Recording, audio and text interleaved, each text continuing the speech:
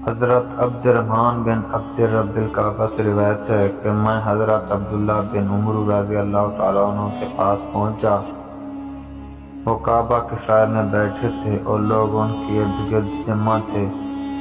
میں نے انہیں فرماتے سنا کہ ایک دفعہ ہم رسول اللہ صلی اللہ علیہ وسلم کے ساتھ سفر میں تھے۔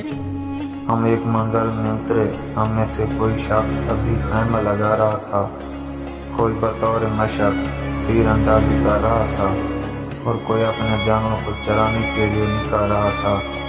اتنے میں نبی صلی اللہ علیہ وسلم کے منادی نے اعلان کیا، نماز کے لیے اکٹھے ہو جاؤ۔ چنانچہ ہم سب اکٹھے ہو گئے۔ نبی اکرم صلی اللہ علیہ وسلم کھڑے ہوئے اور ہمیں خطبہ ارشاد فرمایا۔ آپ نے خطبے کے دوران میں فرمایا، جو بھی نبی مجھ سے پہلے گزرے ہیں ان پر ضروری تھا کہ اپنی امت کی ان باتوں کی طرف رہنمائی فرمائیں جنہیں وہ ان کے لیے بہتر سمجھتے تھے، اور انہیں ان چیزوں سے ڈرائیں جنہیں وہ ان کے لیے برا سمجھتے تھے، اور تمہاری اس امت کی خیر و بھلائی کے ابتدائی لوگوں میں رکھ دی گئی ہے۔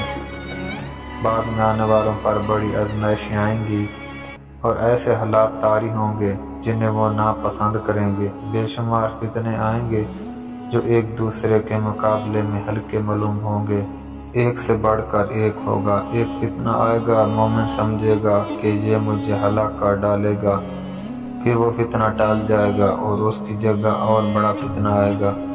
مومن کہے گا، یہ ہلاک کون ہے؟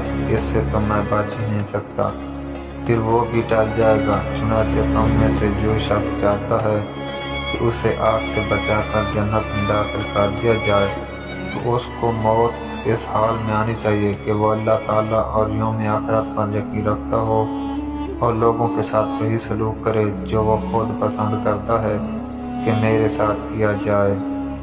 جو شخص کسی امام امیر کی بیعت کرے، اس کے ہاتھ میں اپنا ہاتھ دے اور اس سے دلی طور پر خلوص کا عہد کرے تو جہاں تک ہو سکے وہ اس کی اطاعت کرے۔ پھر اگر کوئی دوسرا شخص مسلمہ امیر سے حکومت چھیننے کی کوشش کرے تو اس کی گردن مار دو۔ راوی نے کہا، میں نے حضرت عبداللہ بن عمر رضی اللہ تعالیٰ عنہ سے قریب ہو کر پوچھا، آپ نے رسول اللہ صلی اللہ علیہ وسلم کو یہ سب باتیں فرماتے سنا ہے؟ انہوں نے فرمایا، ہاں یقیناً۔ سنن نسائی حدیث نمبر 4196۔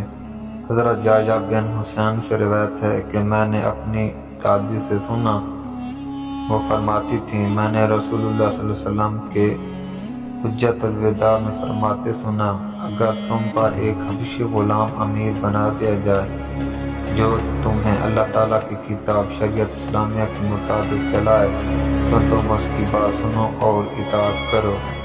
سنن نسائی حدیث نمبر 4197۔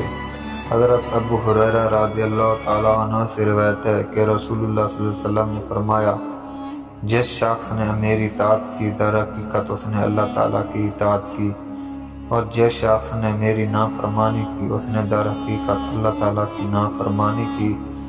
اسی طرح جس شخص نے میرے مقرر کردہ امیر کی اطاعت کی اس نے در حقیقت میری اطاعت کی، اور جس نے میرے مقرر کردہ امیر کی نافرمانی کی اس نے در حقیقت میری نافرمانی کی۔ سنن نسائی حدیث نمبر 4198۔